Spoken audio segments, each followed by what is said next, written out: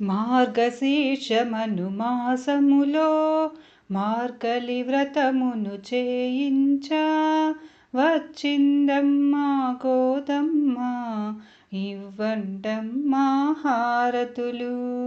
మార్గశీర్షమను మాసములో మార్గలి వ్రతమును చేయించ వచ్చిందమ్మా గోదమ్మ ఇవ్వండమ్మా హారతులు.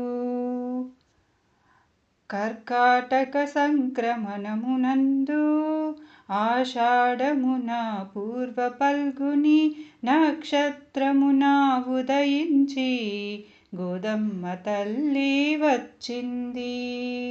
మార్గశీర్షమను మాసంలో మార్గలి వ్రతమును చేయించ వచ్చిందమ్మా